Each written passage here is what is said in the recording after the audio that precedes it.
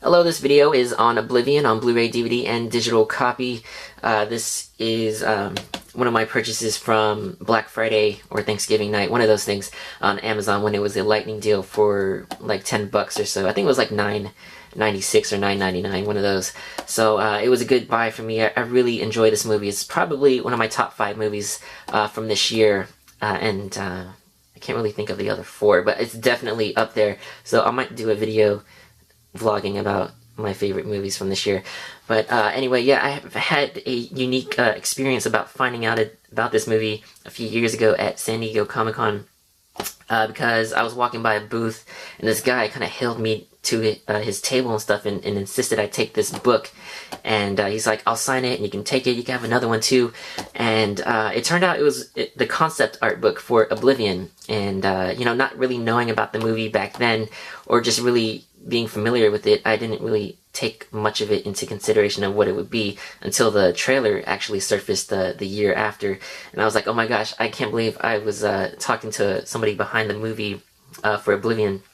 And it was just weird, but it wasn't the director, it was like one of the artists or a writer or something, but it wasn't Joseph Kosinski. So but even if it wasn't him, it's still really cool, you know, just thinking back to it. Like, I can't believe this was something I just like completely blew off at Comic-Con. So anyway, really enjoyed the movie and stuff, and yeah, anyway, this is a slipcover. I can't believe I got a slipcover, to be honest with you, because it's been out for a few months now.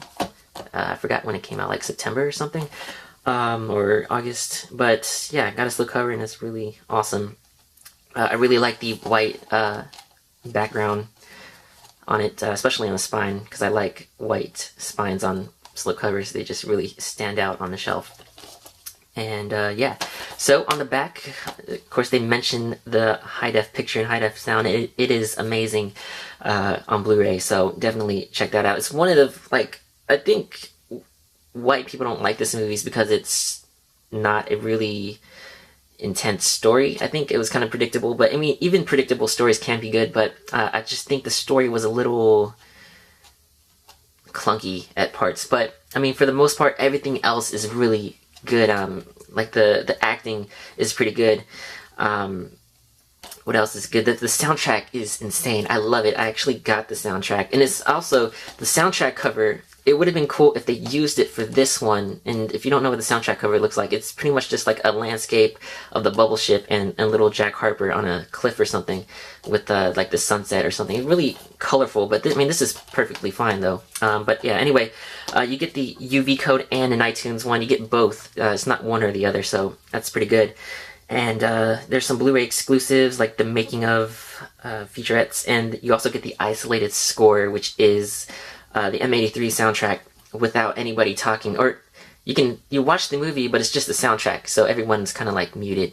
But I tried to do it, but whenever Morgan Freeman showed up, I just had to switch the audio back to the speaking one, because I just like whenever Morgan Freeman's on screen in this movie. It's pretty good. Plus, there's some additional features like deleted scenes and the commentary with Tom Cruise and the director Joseph Kosinski. There's actually a deleted scene that I really thought would have been great in the movie, because not that this movie is trying to be funny or anything, but there's a deleted scene called The Archives or something, and it's like Morgan Freeman showed Morgan Freeman, his name is actually Malcolm Beach, I think. He shows Jack Harper a book about him being younger and stuff, and how Jack Harper was his hero when he was 16 years old, and you kind of like just look at Morgan Freeman like he's like this really old person now, and it was just like not a hilarious thing, but it was just funny thinking about it, like how much into the future they are now.